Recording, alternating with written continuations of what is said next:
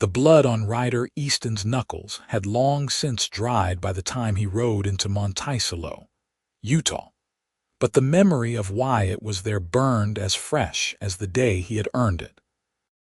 3 years had passed since he had spoken her name aloud, 3 years since he had allowed those 2 syllables to cross his lips, but every quiet evening when the wind moved through the sage and dust, he heard it just the same. Sarah. The name whispered through the canyon walls like a ghost, like a promise broken, like everything he had destroyed with his own 2 hands. It was August of 1883, and the desert sun beat down on the small settlement with the kind of relentless heat that made a man question every decision that had brought him to this God-forsaken corner of southeastern Utah. Monticello sat nestled against the base of the Abajo Mountains, a town that had sprung up where cattle ranchers and the occasional prospector crossed paths with Mormon settlers trying to make something permanent out of the red dirt and stubborn juniper trees. Ryder had not planned to stop here.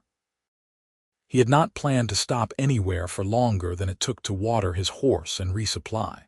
But when he saw the posting outside the general store advertising for ranch hands at the Double L spread, something in his chest tightened with a feeling he could not quite name. The Double L Ranch, owned by Samuel Lawrence and his daughter. The daughter's name was not mentioned on the posting, but Ryder felt that familiar dread settle into his bones anyway, the kind that came from spending 3 years running from a past that followed him like his own shadow. He dismounted outside the store, his boots hitting the dusty street with a soft thud. His horse, a sturdy bay gelding named Copper, snorted and shook its mane, equally tired from the long ride from Colorado. Ryder had been working cattle drives and short-term ranch work since he had left Wyoming, never staying anywhere long enough for people to start asking questions, never letting himself get comfortable enough to remember what it felt like to have a home. The store was dim and cool inside, a welcome relief from the August heat. An older man with wire-rimmed spectacles looked up from behind the counter, taking in Ryder's dusty appearance with the practiced eye of someone who had seen plenty of drifters come through. "Help you?" The man asked, his tone neither friendly nor unfriendly. "Need supplies," Ryder said, his voice rough from disuse. "And information about the Double L Ranch." The shopkeeper's expression shifted slightly, something that might have been interest or might have been caution. "Samuel Lawrence's place." "Good operation. They have been needing help since their foreman moved on last month. You have experience." 15 years, Ryder said, which was true enough. He had been working ranches since he was 13 years old, back when his father's spread in Montana had still been running. Cattle, horses, breaking broncs, mending fence, whatever needs doing. The shopkeeper nodded slowly. "Lawrence is a fair man. His daughter runs most of the day-to-day operations now since his health has been poorly. She is particular about who she hires, though, does not suffer fools or drunks." Ryder felt something twist in his chest at the mention of the daughter, though he could not have said why. "I am neither," he said simply. After purchasing enough supplies to get him through the week, Ryder got directions to the Double L Ranch and rode out, following the path that led north of town into the foothills. The landscape here was different from Wyoming, the red rock formations rising up like ancient sentinels, the vegetation sparse but stubborn. The ranch itself sat in a valley where a creek ran down from the mountains, providing enough water to sustain a decent herd and the cottonwood trees that lined the ranch house. As Ryder approached, he could see a woman working with a horse in the corral beside the barn. She had her back to him, but even from a distance, he could tell she knew what she was doing. The horse, a young chestnut mare, was dancing sideways, testing the woman's patience and skill. The woman moved with the kind of quiet confidence that came from years of experience. never forcing, never backing down, just steady pressure and release until the mare began to settle. Ryder dismounted at a respectful distance and waited, his hat in his hands. It was only when the woman finished with the mare and turned to face him that the world seemed to tilt sideways. She had the same honey blonde hair, though she wore it in a braid down her back now instead of loose around her shoulders. She had the same green eyes that could see straight through a man's defenses to whatever truth he was trying to hide. She had the same determined set to her jaw, the same graceful way of moving that had haunted Ryder's dreams for 3 long years. Sarah Lawrence stood before him, alive and real and looking at him like she had seen a ghost. "Ryder," she said, and hearing his name in her voice after all this time felt like a punch to the gut. He could not speak, could not form words. All he could do was stand there like a fool while his past and present collided with the force of a runaway train.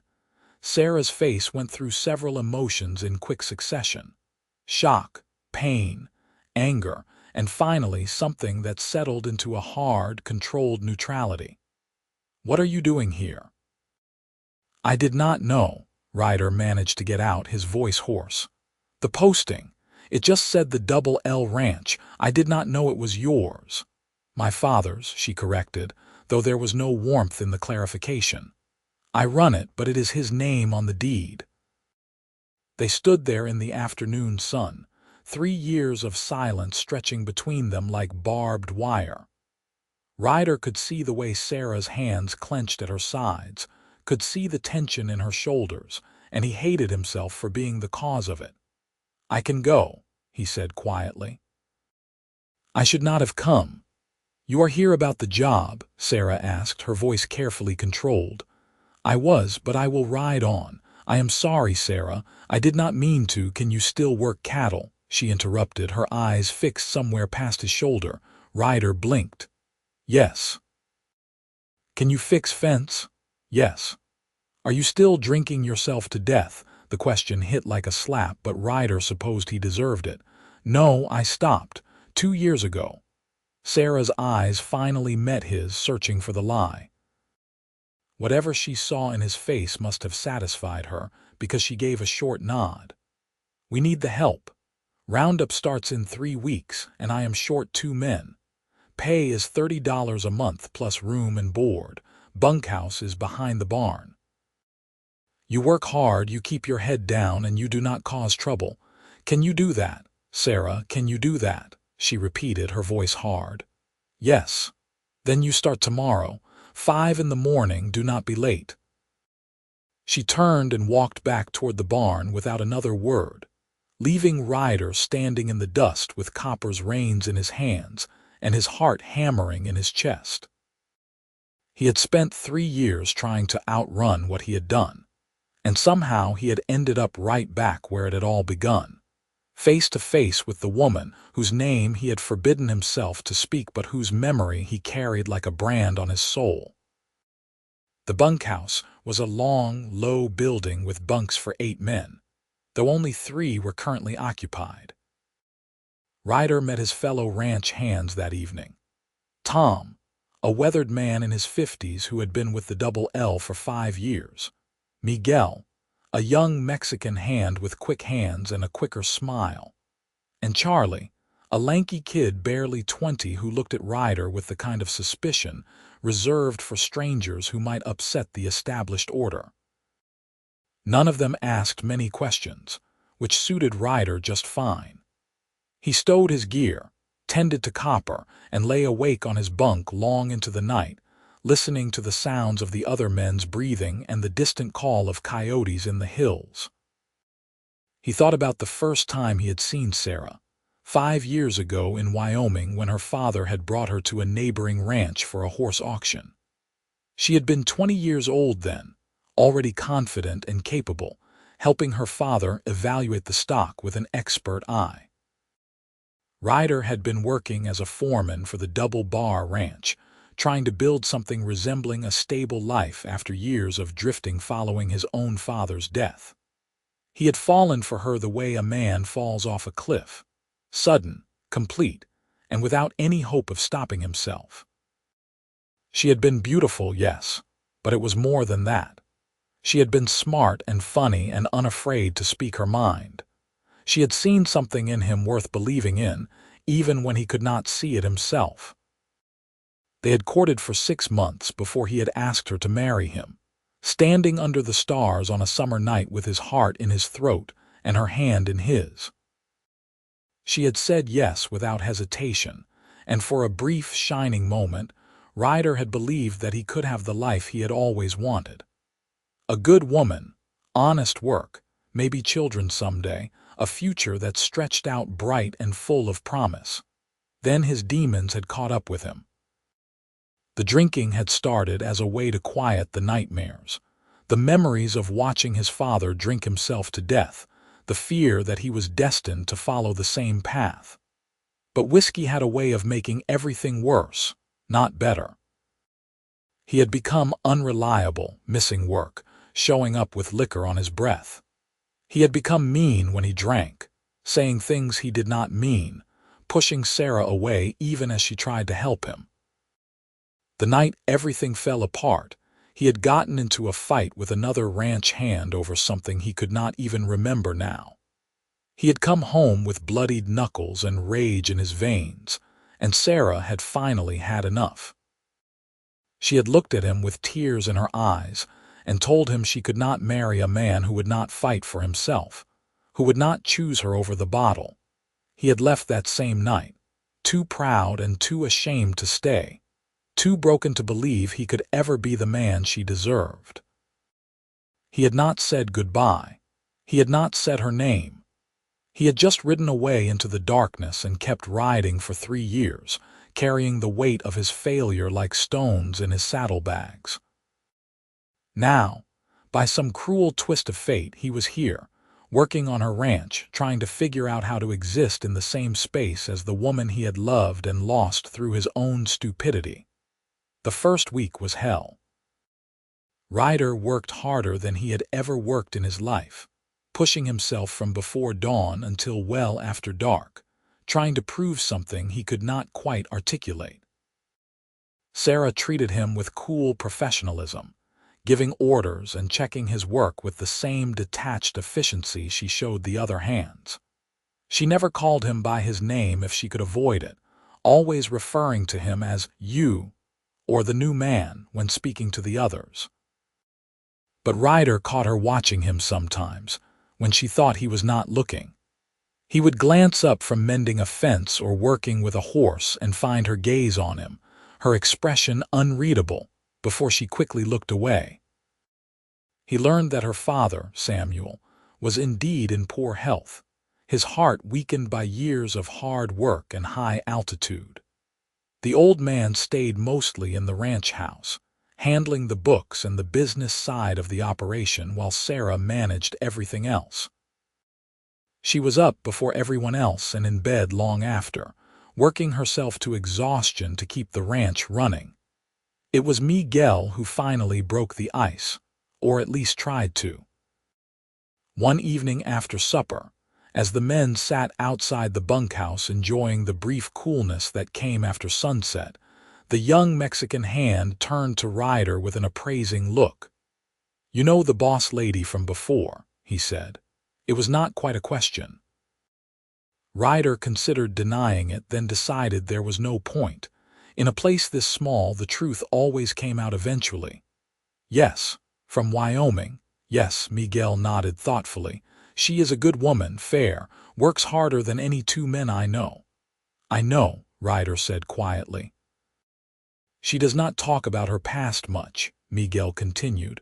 "But Tom says there was someone once, someone who broke her heart." Ryder said nothing, just stared out at the darkening mountains. "I am just saying," Miguel said carefully, "whatever happened before, she seems like the kind of woman worth making things right with, if a man was smart enough to try." "Some things cannot be made right," Ryder said, his voice rough. "Some mistakes are too big." "Maybe," Miguel agreed. "But I think you owe it to her to try. And to yourself. The conversation stayed with Ryder as the days turned into weeks and roundup approached. He watched Sarah work herself to exhaustion, saw the lines of worry around her eyes when she thought no one was looking, noticed the way she favored her left hand after long days of roping and branding. She was carrying too much alone, and it was killing him to watch. The roundup began on a Monday morning in early September, with the air finally starting to cool as autumn approached the high desert. The Double L ran cattle across several thousand acres of grazing land, and it would take the better part of 2 weeks to gather them all in, sort them, brand the calves, and drive the market-ready steers to the railhead in Dolores, Colorado. It was hard, dusty work that required skill and endurance. Ryder found himself riding next to Sarah more often than not, working in the easy synchronization that came from years of experience. Despite everything between them, they still made a good team.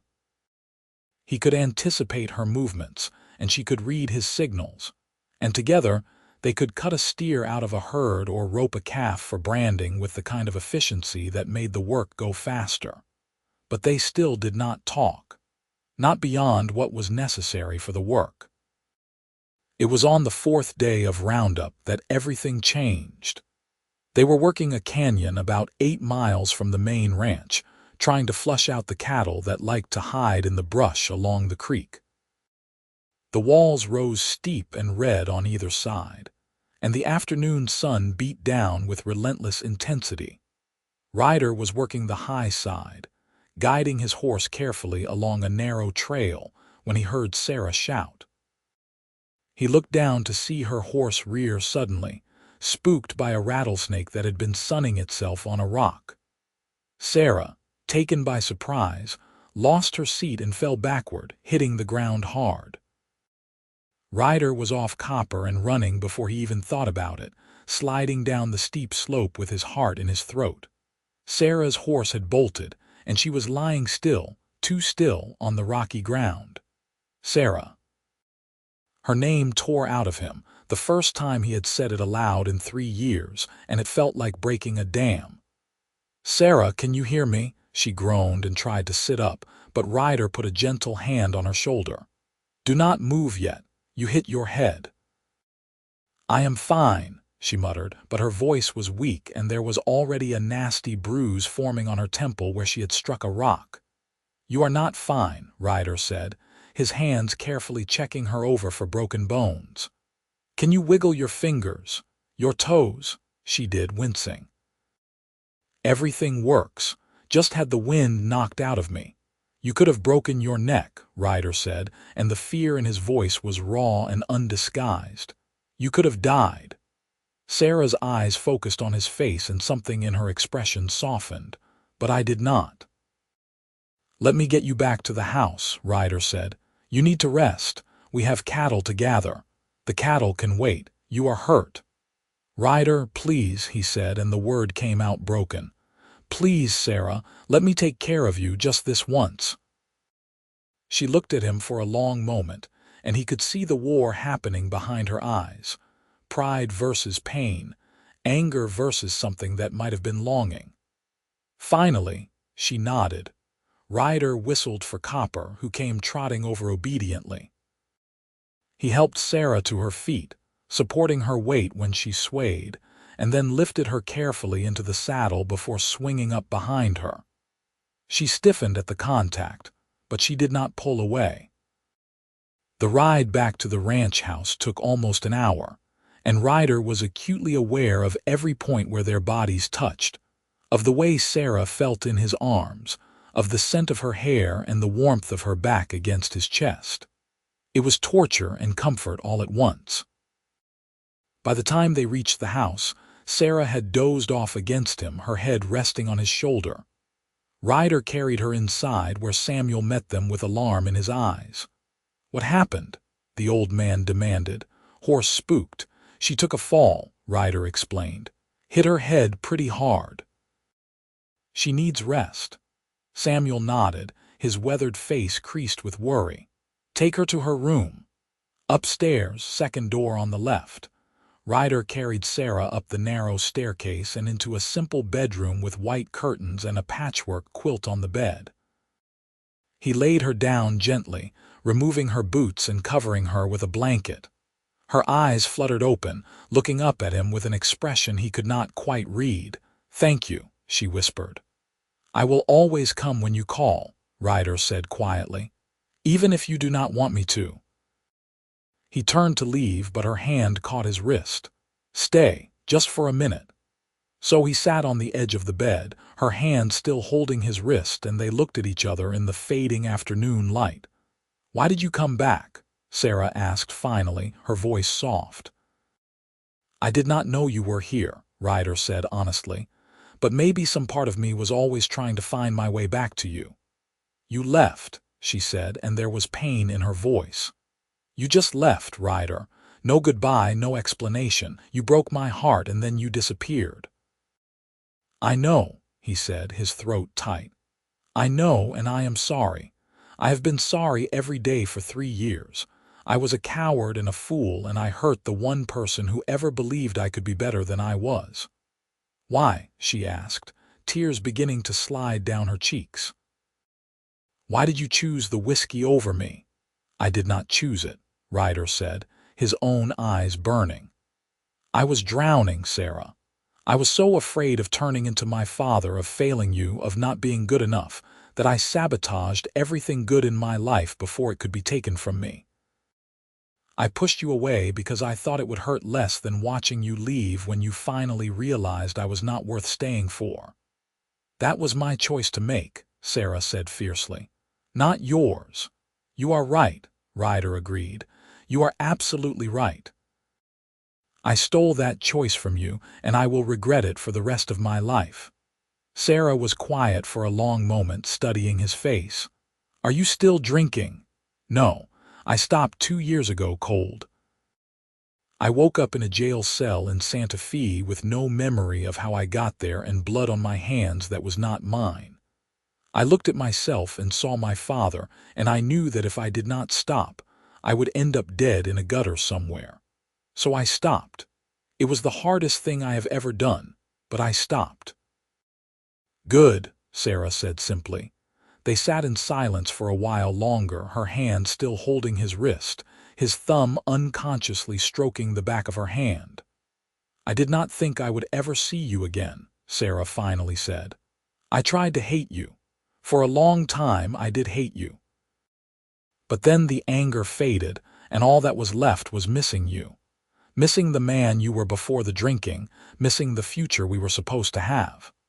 "I missed you too," Ryder said, his voice barely above a whisper. "Every single day.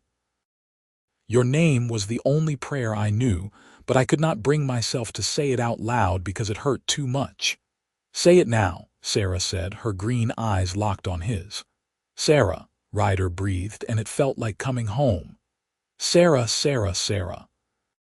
She reached up and touched his face, her fingers tracing the line of his jaw, the scar above his eyebrow that had not been there 3 years ago. "You look older," she said softly. "I feel older," he admitted. "These 3 years have been long. You look good, though, healthier, stronger." "I had to be," Ryder said. "I had to become someone worthy of your memory, even if I never saw you again." Sarah's eyes filled with fresh tears. "I want to believe you," she whispered. "I want to believe that you have changed, that you are not going to break my heart again. But I am scared, Ryder. I am so scared." "I know," he said, pressing his forehead to hers. "I am scared too. But I swear to you, Sarah, I am not that man anymore. I will spend every day for the rest of my life proving it to you if you will let me." "Do not make promises you cannot keep," she said, but there was hope in her voice now, fragile and tentative but real. "I am not," Ryder said firmly. "I love you, Sarah Lawrence. I have loved you since the moment I saw you in that corral in Wyoming, and I will love you until the day I die. I know I do not deserve another chance, but if you can find it in your heart to give me one, I swear I will not waste it." Sarah closed her eyes, tears streaming down her face. I love you too, she whispered. God help me, I never stopped. Ryder kissed her then, softly at first, asking permission, and when she kissed him back, it felt like the world falling back into place. It felt like redemption and forgiveness and coming home all at once. When they finally pulled apart, both of them were crying. We take this slow, Sarah said, her voice shaky but determined. We build trust again. We figure out if we can really make this work. Whatever you need, Ryder agreed. However long it takes. And if you even think about picking up a bottle, I will not, Ryder said firmly. That part of my life is over. You have my word. Samuel's voice called up from downstairs, breaking the moment. Is she all right up there? I am fine, Papa, Sarah called back, wiping her eyes. Just resting. Ryder stood reluctantly. I should go, let you rest. Sarah caught his hand again. Come back tomorrow. After work, we can talk more. I will be here, Ryder promised. He left her room and headed back down the stairs where Samuel was waiting in the front room. The old man looked at Ryder with sharp eyes that missed nothing. You are the one, Samuel said. It was not a question. Yes, sir, Ryder admitted, the one who broke her heart 3 years ago. Yes, sir. Samuel was quiet for a long moment, his jaw working. She cried for 6 months straight, he said finally. Lost weight, could not sleep. I have never seen my daughter so broken. I know, sir, I am sorry. Sorry does not fix things, Samuel said sharply. Actions fix things. Time fixes things. You are right, Ryder said. I cannot change what I did.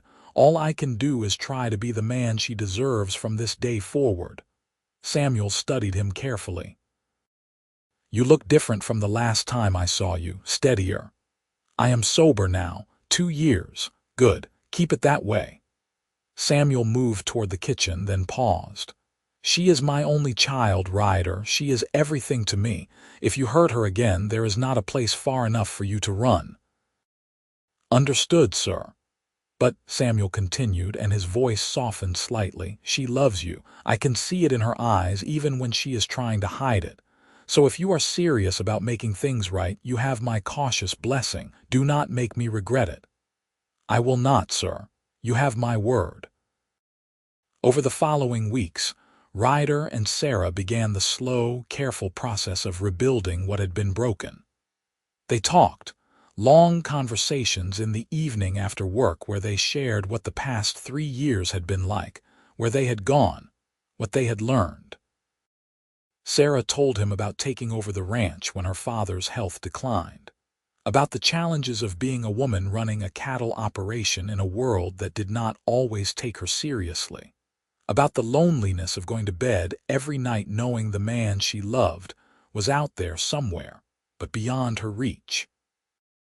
Ryder told her about his wandering, about the jobs he had worked and the towns he had passed through, about the long, hard fight to get sober and stay that way, about the nights when he would lie awake and remember the feel of her hand in his and wonder if he had thrown away his only chance at happiness.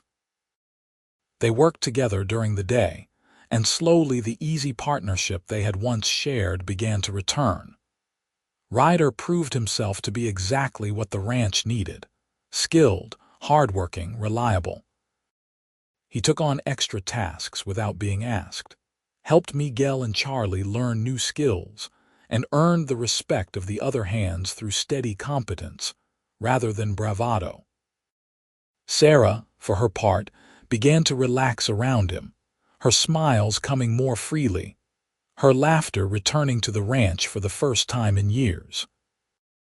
Ryder lived for those moments when she would forget to be guarded, when she would lean against a fence rail next to him and point out something about one of the horses, her shoulder brushing his, comfortable and easy.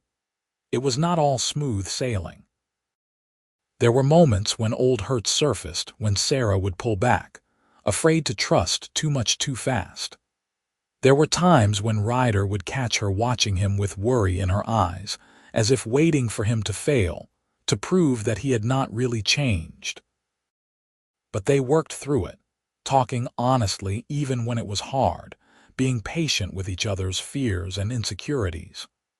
Ryder started attending the Sunday services in town, not because he was particularly religious, but because Sarah went and it was important to her.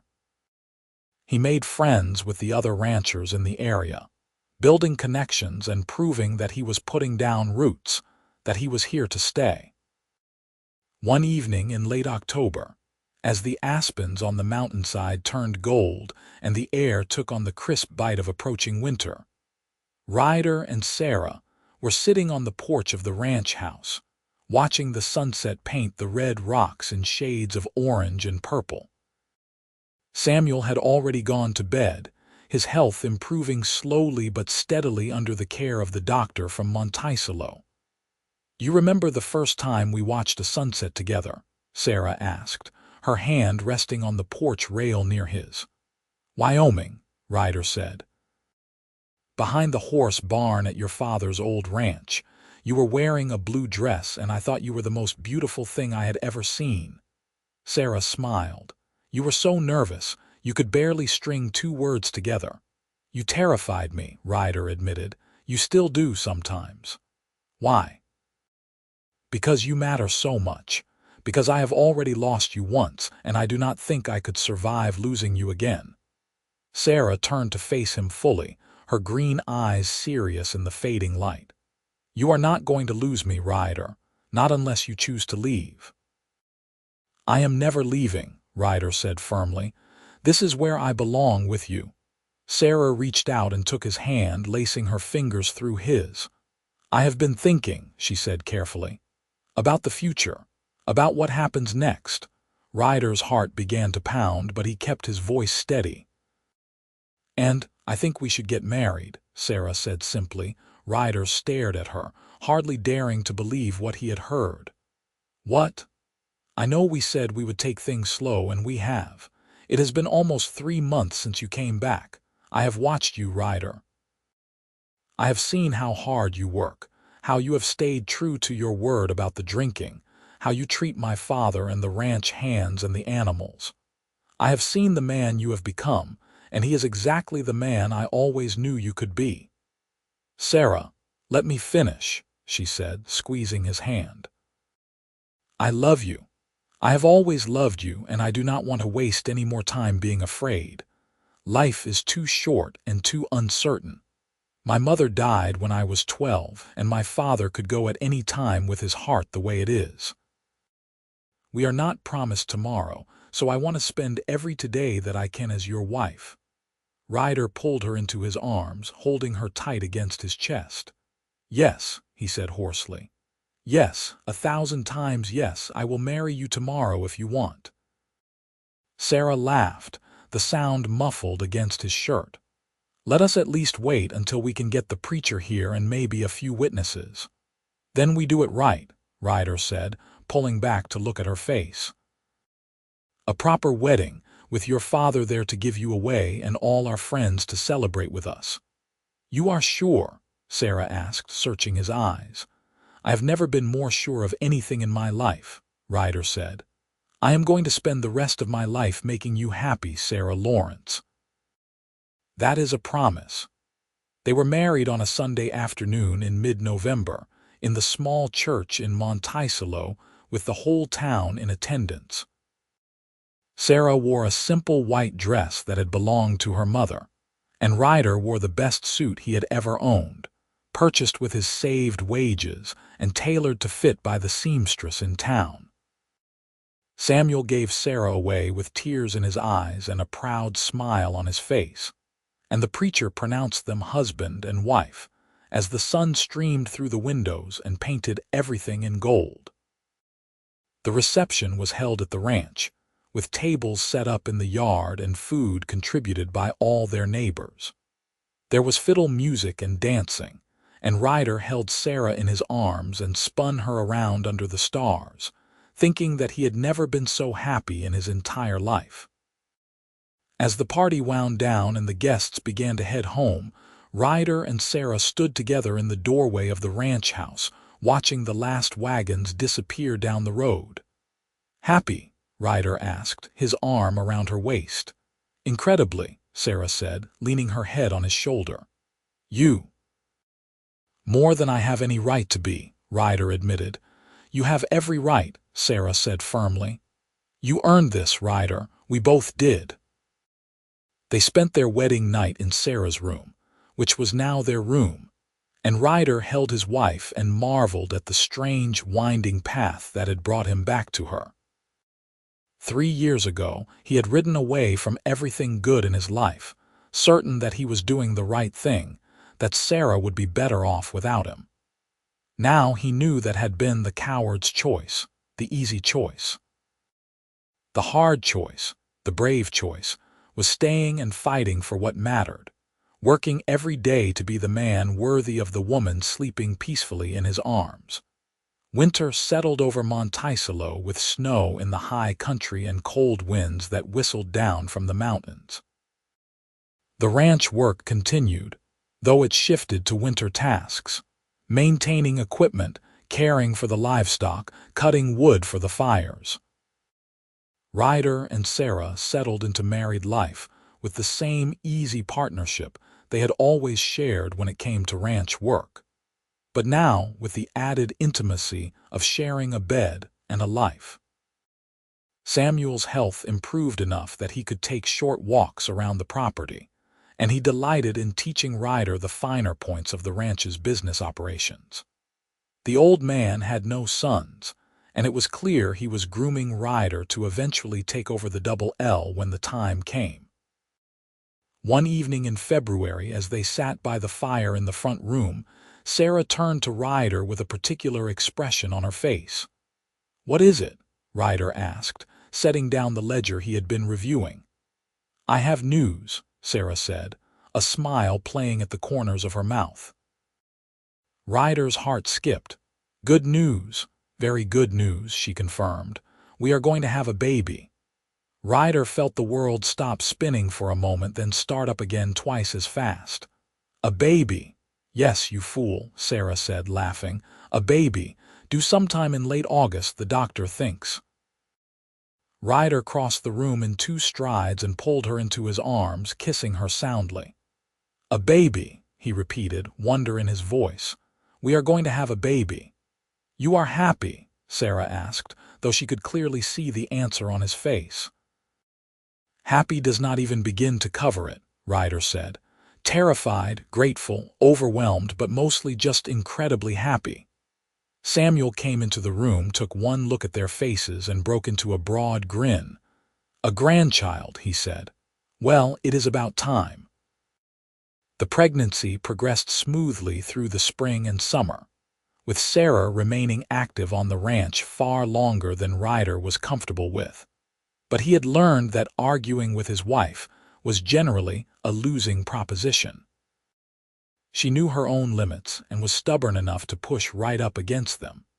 As August approached, Ryder found himself increasingly anxious about the impending birth. He had never been around babies much, had no idea how to be a father, and the weight of responsibility was starting to settle on his shoulders. One evening, he confessed his fears to Samuel as they sat on the porch in the twilight. "I do not know how to do this," Ryder admitted. "What if I am a terrible father? What if I make the same mistakes my father made?" Samuel was quiet for a moment, packing tobacco into his pipe. "Do you love your wife?" he finally asked. "More than anything. Do you love your child?" "Yes. Even though they are not born yet, yes." "Then you are already doing better than a terrible father," Samuel said simply. "The rest you will figure out as you go. Nobody knows how to be a parent until they become one. You just do your best and hope it is good enough." "What if my best is not good enough?" "Then you try harder," Samuel said. "But Ryder, I have watched you these past months. I have seen how you care for Sarah, how hard you work, how you have built a life here. You are not your father. You made different choices. You will make different choices with your child, too."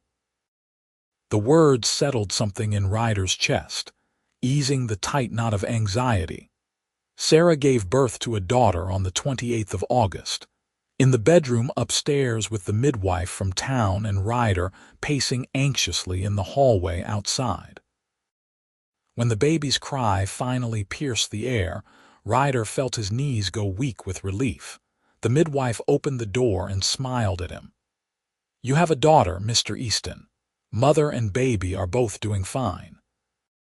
Ryder entered the room to find Sarah propped up against the pillows, exhausted but radiant, with a tiny bundle wrapped in blankets in her arms.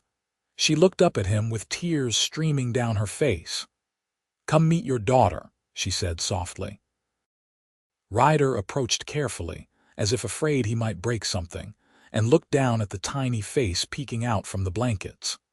She had Sarah's nose and a surprising amount of dark hair, and her eyes, when they fluttered open, were the deep blue of all newborns. "She is perfect," Ryder whispered, his voice choked with emotion.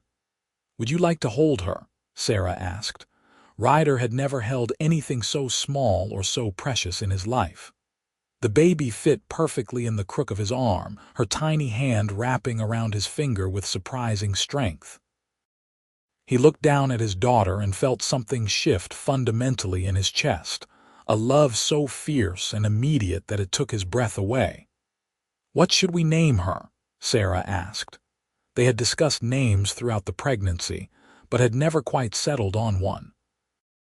Now, looking at his daughter's face, Ryder knew exactly what her name should be. "Rose," he said.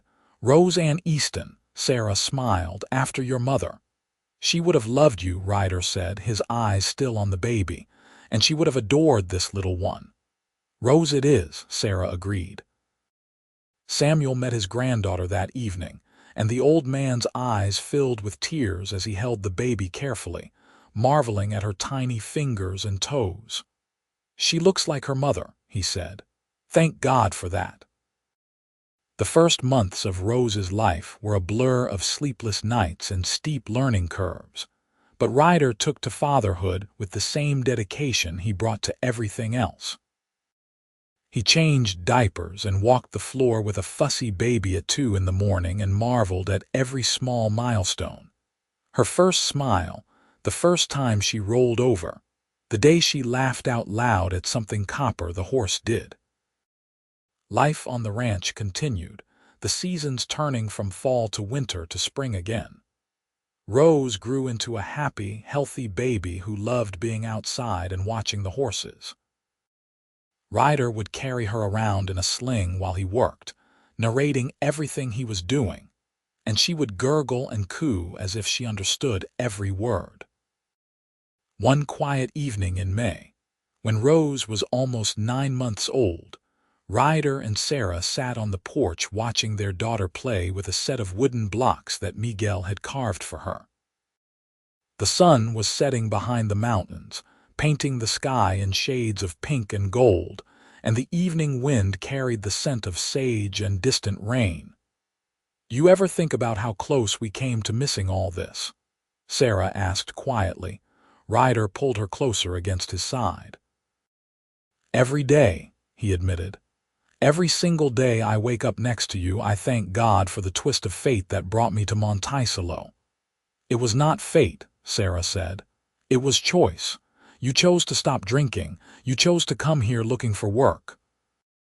You chose to stay when you realized it was my ranch. You chose to fight for us instead of running away." "We both chose," Ryder corrected. "You chose to give me another chance. You chose to trust me again. You chose to love me even after I hurt you." Sarah was quiet for a moment, watching Rose stack blocks with determined concentration. "I heard you, you know," she said softly. "That night you came back, when you were carrying me to the house after I fell from my horse. I was not quite asleep yet, and I heard you say my name. You said it like a prayer." "It was a prayer," Ryder said. "You have always been my prayer, Sarah. Even when I could not bring myself to say your name out loud, I was praying to somehow, someday, find my way back to you." "The wind brought you back," Sarah said, leaning her head on his shoulder. "The quiet evening wind that whispers through these canyons. It carried your name to me all those years, and it carried you home." Ryder kissed the top of her head, breathing in the scent of her hair. "I am home," he agreed. "Finally, truly home." Rose toddled over to them then, her chubby legs still uncertain, and Ryder scooped her up, settling her on his lap. She immediately grabbed for his hat, which was her favorite game, and he let her have it, watching as she tried to put it on her own head. It fell down over her eyes and she laughed, that pure, uninhibited baby laugh that made everything else in the world fade away. "I love you," Ryder said, looking at Sarah. "I love our life, our daughter, our future, all of it." "I love you too," Sarah said. "Always." The years that followed were good ones. Samuel lived to see 3 more grandchildren born. A son named Jack 2 years after Rose, twin girls named Emma and Grace 3 years after that. The old man doted on his grandchildren, teaching them about the ranch and the land, passing down the stories and the wisdom of his years. He passed peacefully in his sleep when Rose was 7, having lived long enough to know that the ranch he had built would be in good hands for generations to come. Ryder took over full operation of the Double L, expanding the herd and improving the breeding stock. He became known throughout southeastern Utah and into Colorado as a fair dealer and an expert cattleman. But more importantly, he became known as a devoted husband and father, a man who could be counted on to keep his word, who showed up for his community and his family without fail. Sarah continued to work the ranch alongside him, their partnership as strong in the saddle as it was in their marriage. She taught their daughters to ride and rope, and she taught their son the value of hard work and honesty. Together, they built a life that was rich not in money, though the ranch prospered, but in love and purpose and the satisfaction of work well done. On quiet evenings, when the children were in bed and the ranch was settled for the night, Ryder and Sarah would sit on the porch and watch the sun set over the red rocks, just as they had done that first evening after he had carried her home. And sometimes, when the wind blew just right, carrying the scent of sage in distant places, Ryder would say her name aloud just because he could. "Sarah," he would say, and she would smile. "Ryder," she would reply, and it was enough. It was everything. Rose grew into a strong, capable young woman who helped run the ranch and showed a particular gift with horses. Jack developed his grandfather Samuel's head for business and started expanding the ranch's breeding program. Emma and Grace, inseparable as twins often are, took after their mother in temperament and their father in work ethic. When Rose turned 18, a young rancher's son from Blanding began courting her, and Ryder found himself in the strange position of being on the other side of that equation, evaluating a young man's worthiness to court his daughter. He was harder on the boy than was strictly fair, until Sarah reminded him that he of all people should understand that good men sometimes had rough beginnings, and that what mattered was the content of their character and the choices they made. The wedding was held at the Double L Ranch, with Rose in her grandmother's white dress, and Ryder walked her down the makeshift aisle in the yard where he and Sarah had danced at their own reception all those years ago. He gave her hand to the young man who had proven himself worthy, and he tried not to cry and failed spectacularly. As the years passed, and his children grew and started families of their own, Ryder often reflected on the strange journey that had brought him to this place. He thought about the man he had been at 25, lost and angry and drowning in whiskey, convinced he was destined to repeat his father's mistakes. He thought about the 3 years he had spent wandering, running from himself, carrying Sarah's name in his heart like a talisman he was forbidden to speak. And he thought about the evening he had ridden into Monticello, not knowing that fate or providence or just blind luck was about to give him a second chance he had never thought to ask for and definitely did not deserve. He was 63 years old when Sarah came to him in the barn one autumn afternoon with a concerned expression on her face. He was teaching his grandson, Rose's oldest boy, how to repair a saddle, but he set the work aside when he saw her expression. "What is it?" he asked. "I just got word from town," Sarah said. "There is a young man there, just rode in this morning. He has been drinking and causing trouble, and the sheriff is about to lock him up. But the hotel keeper says the boy keeps asking about ranch work, says he is trying to get sober and make a fresh start." Ryder understood immediately what Sarah was really asking. "You want me to talk to him?" "I think maybe you are the only one who can," Sarah said softly. "I think maybe he needs someone who has been where he is." Ryder kissed her forehead. "I will go." He found the young man in the sheriff's office, nursing a black eye and looking at the world with the kind of defeated despair that Ryder recognized all too well. He was maybe 22, skinny and hollow-eyed, with the look of someone who had been running for a long time. "I hear you are looking for work," Ryder said, leaning against the doorframe. The young man looked up suspiciously. "Maybe. Who is asking?" "Ryder Easton. I run the Double L Ranch outside town." "I heard of you," the boy said. "Folks say you run a good operation." "We do," Ryder confirmed. "We are always looking for hard workers. You have experience." "Some," the boy said cautiously. "Why would you want to hire me? The sheriff here says I am trouble." Ryder studied the young man carefully. "Because 38 years ago I was sitting where you are sitting. I was lost and drunk and convinced my life was over before it had really started, and someone gave me a chance I did not deserve. I am just paying that forward." The young man's eyes filled with tears. "I am trying to quit," he said hoarsely. "The drinking. I am trying, but it is hard." "It is the hardest thing you will ever do," Ryder said honestly. "But it is possible. I have been sober for 40 years now. One day at a time, that is how you do it." "Why would you help me?" the boy asked. "You do not know me." "No," Ryder agreed. "But I know what it is like to need help and to be too proud to ask for it. So I am offering. You come work at the Double L, you work hard, you stay sober, and we will give you a fair wage and a chance to figure out who you want to be. What do you say?" The young man wiped his eyes with the back of his hand. "Yes, sir. I say yes."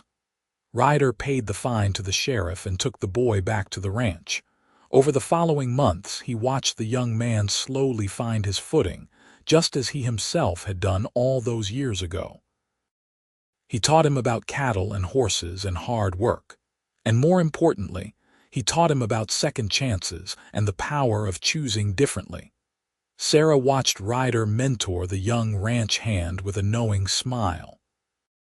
"You are a good man, Ryder Easton," she said one evening as they prepared for bed. "I learned from the best," Ryder replied, pulling her close. "You taught me what it means to love someone enough to fight for them, to believe in them even when they do not believe in themselves." "We taught each other," Sarah corrected, resting her head on his chest. "That is what love is. Teaching each other how to be better, how to be braver, how to be more than we ever thought we could be alone." As they lay together in the darkness, listening to the wind move through the canyon outside their window, Ryder thought about all the years they had shared, all the challenges they had overcome, all the joy they had created together. He thought about Rose and Jack and Emma and Grace, about the grandchildren who were growing up strong and capable, carrying forward the legacy of love and hard work that he and Sarah had built.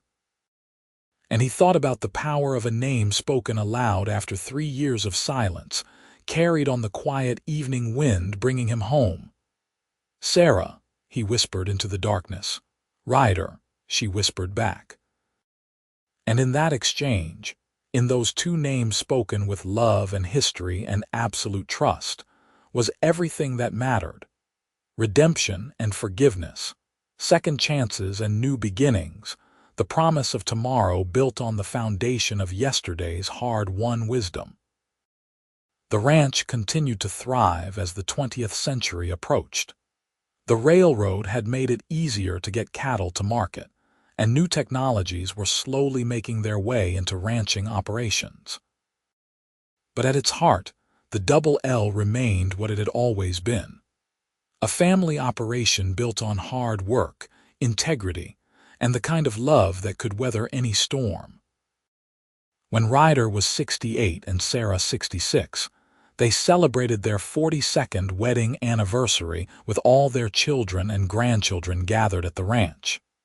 It was a beautiful September evening, warm and clear, with the cottonwoods along the creek turning gold. As the family sat around the long tables in the yard, sharing food and stories and laughter, Rose stood up and raised her glass. "I want to make a toast," she said, her voice carrying across the assembled family. "To my parents, who taught us that love is not just a feeling, but a choice you make every single day. Who showed us that it is never too late to change, to grow, to become the person you were meant to be. Who built this ranch and this family on a foundation of honesty and hard work and second chances." "Here, here," Jack called out, and everyone raised their glasses. Ryder looked around at the faces of his children and grandchildren, at the ranch that had become his legacy, at the woman who sat beside him, still beautiful, still strong, still the best thing that had ever happened to him. He thought about the boy he had been, the mistakes he had made, the years he had wasted running from himself. And then he thought about the gift he had been given, the chance to come back, to try again, to get it right. Later that evening, after the guests had departed and the ranch had settled into nighttime quiet, Ryder and Sarah walked down to the creek, hand in hand. The moon was rising over the mountains, painting everything in silver light, and the water murmured softly over the rocks. "Do you have any regrets?" Sarah asked, a question she had never posed before in all their years together. Ryder considered carefully. "I regret the pain I caused you," he said honestly. "I regret the years we lost, but I cannot regret the journey because it made me who I am now. It taught me what really matters." "What really matters?" Sarah prompted. "You," Ryder said simply. "Our family. This life we built together. The choice to keep choosing love even when it is hard, especially when it is hard." Sarah leaned against him, and they stood together in the moonlight, listening to the creek and the wind in the cottonwoods. "I used to imagine you out there somewhere," she said softly. "During those 3 years when you were gone. I would hear your name on the wind, and I would wonder where you were, what you were doing, if you ever thought of me. Every moment of every day," Ryder said. "Your name was the only thing that kept me going when I wanted to give up. The thought that maybe, somehow, I could become someone worthy of you again. You always were," Sarah said. "You just had to believe it yourself." They stood together as the moon climbed higher, two people who had found each other, lost each other, and found each other again. Two people who had learned that love was not about perfection, but about perseverance, not about never falling, but about always getting back up. The years continued to pass, each one adding new layers to the story of their lives. Grandchildren grew up and started families of their own. The ranch evolved with the times but remained true to its roots.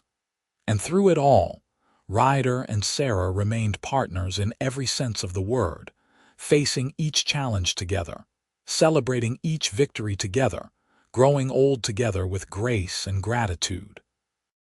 When Ryder was 74, he taught his great-grandson to ride, holding the boy steady in the saddle just as his own father had done for him so many decades ago. When Sarah was 73, she still rode out to check on the herd, though she let the younger generation do most of the hard work now. They both slowed down as the years took their toll, but they did so together, adjusting their pace to match each other's, never rushing, never leaving the other behind. They spent their evenings on the porch, watching the sunset and telling stories to the children who gathered at their feet, passing down the history and wisdom of the family. On Ryder's 80th birthday, the whole family gathered once again at the ranch. There were more than 50 people now, spanning 4 generations, all of them connected by the love that Ryder and Sarah had nurtured and protected all these years. As the celebration wound down and the younger children were carried off to bed, Ryder found himself alone with his oldest grandchildren, Rose's twins, who were now young men of 23. "Grandpa," one of them asked, "what is the secret?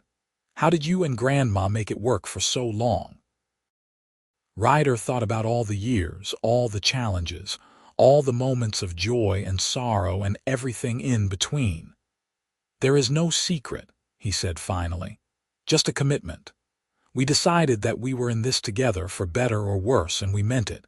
When times were hard, we worked through it. When we made mistakes, we forgave each other, and we never stopped choosing each other day after day, year after year." "But you left once, did you not?" the other twin asked. "Before you were married." "I did," Ryder admitted, "and it was the biggest mistake of my life. But your grandmother gave me another chance, and I spent every day after that trying to be worthy of it." "Do you think everyone deserves a second chance?" the first twin asked. Ryder considered the question carefully. "I think everyone deserves a chance to change, to grow, to become better than they were. But they have to do the work. They have to make different choices. A second chance is not a guarantee, it is an opportunity. What you do with it is up to you."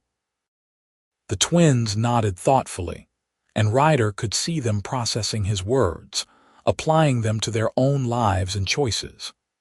It was a profound responsibility, he realized, being the patriarch of this family, knowing that his words and actions would echo down through the generations. As the evening grew late and the twins went to join the others, Sarah came and sat beside Ryder on the porch. She moved a little slower now, her joints stiff with arthritis, but her eyes were still bright, her mind still sharp. 80 years old, she said, shaking her head. Where did the time go? Into this, Ryder said, gesturing at the ranch, the family, the life they had built. Into every sunrise we watched together, every challenge we overcame, every child we raised, every moment of love we shared. No regrets? Sarah asked, echoing her question from so many years ago. None that matter, Ryder said. Not anymore. They sat in comfortable silence, holding hands as they had done for more than 50 years, watching the stars come out over the mountains. The wind moved through the canyon, carrying the scent of sage and horses and home, and Ryder listened to it with the same attention he had given it every evening since he had returned to this place. Sometimes in that wind, he still heard his name, Sarah's voice from across the years calling him home. And sometimes he heard her name, the way he had whispered it to himself during those 3 long years of wandering, a prayer and a promise and a plea all wrapped into one. Sarah, he said now, simply because he could, because he had earned the right to say her name with love and tenderness and absolute certainty. Ryder, she replied, her voice soft but steady. And in that exchange, in that simple speaking of names, was the whole story. Of love lost and found, of mistakes made and forgiven, of 2 people who had chosen each other again and again, until choosing each other became as natural and necessary as breathing. The wind carried their voices across the ranch, across the years, across all the miles and moments that had brought them to this place. And if you listened carefully, if you stood very still on a quiet evening when the light was fading and the world was settling into night, you could hear it. The sound of 2 names spoken with love, the sound of a promise kept, the sound of home. Ryder lived to be 87 years old, active and engaged right up until the end. He passed peacefully in his sleep on a spring morning, with Sarah holding his hand and all his children gathered around his bed. His last words were her name, spoken with the same reverence and love as the first time he had said it aloud after 3 years of silence. Sarah lived another 3 years, running the ranch with the help of her children and grandchildren, passing down her knowledge and wisdom to the next generation. She spoke often of Ryder, keeping his memory alive through stories and laughter, teaching her great-grandchildren about the man who had learned to choose love over fear, commitment over running, hope over despair. When she passed, also peacefully in her sleep, the family buried her next to Ryder on a hill overlooking the ranch, under a spreading cottonwood tree. The headstone was simple, listing their names and dates, but also a single line that captured everything they had been to each other. Together again, as always. The Double L Ranch continued on, passed down through the generations, each one adding their own chapter to the story while honoring the foundation that Ryder and Sarah had built. And on quiet evenings when the wind moved through the canyon just right, those who knew to listen could still hear it. Two names carried on the breeze, a cowboy and the woman he loved, still speaking to each other across the years, still choosing each other, still home. The story of Ryder and Sarah became family legend, told and retold around dinner tables and campfires, a reminder of the power of second chances, of the importance of choosing love, of the possibility of redemption. Their great-great-grandchildren, playing in the same yard where Rose and Jack and Emma and Grace had played, grew up knowing that they came from love, from hard work, from people who believed that it was never too late to change, to grow, to become who you were meant to be. And sometimes, when the children asked about the old days, about the cowboy who had not said her name in 3 years but still heard it on the quiet evening wind, the elders would smile and tell the story once more. They would talk about love and loss, about mistakes and forgiveness, about the journey from broken to whole. They would speak of two people who found each other, lost each other, and found each other again, building a legacy that would endure for generations. Because that was the real story, the true story, the story that mattered. Not the 3 years of silence, but the 55 years of love that followed. Not the running away, but the coming home. Not the name unspoken, but the name spoken with joy and tenderness and absolute devotion every day thereafter. Ryder Easton and Sarah Lawrence. Two names that would forever be spoken together. Two lives that had become one. Two hearts that had beaten in perfect synchronization from that moment in the canyon, when he had said her name aloud for the first time in 3 years, and she had let him back into her heart. The wind still blows through the canyons of southeastern Utah, carrying the scent of sage and the whisper of names long since passed into memory. The Double L Ranch still stands, still thrives, still holds within its boundaries the legacy of love that began with a cowboy who learned to speak the name he had forbidden himself, and a woman who learned to trust again. And if you stand very still on a quiet evening, if you listen with your heart instead of just your ears, you might hear it too. The sound of two people who loved each other enough to fight for it, to work for it, to choose it every single day. The sound of redemption and second chances. The sound of home. Sarah. Ryder. Two names. One love. A lifetime of choosing each other, written in the red rock and sage, in the turning seasons and the generations that followed, in the quiet evening wind that still carries their story across the years. This is how love endures, not perfect but persistent, not without pain but always, always worth the fight. This is how two broken people became whole, together one day at a time, one choice at a time, one whispered name at a time. And this is how a story that began with silence ended with song. The song of a life well lived, a love well kept, a promise fulfilled. The cowboy had not said her name in 3 years, but he still heard it on the quiet evening wind. And when he finally spoke it aloud again, when he finally came home, that name became his prayer, his promise, his purpose. Sarah became his everything, and he became hers, and together they built something that would outlast them both. A legacy of love that would echo through the generations, carried on the wind, spoken in the names of children and grandchildren who bore the mark of that love in their very existence. This was their story. This was their gift to the world. This was their forever, written in the land they loved and the life they built and the family they raised, Ryder and Sarah. Sarah and Ryder. Two names that would always belong together. Two hearts that had found their home in each other. Two souls that had learned the most important lesson of all, that love, real love, enduring love is not about the falling. It is about the staying. It is about the choosing day after day, year after year, until the choosing becomes so natural that you cannot imagine any other life, any other choice, any other name spoken on the quiet evening wind.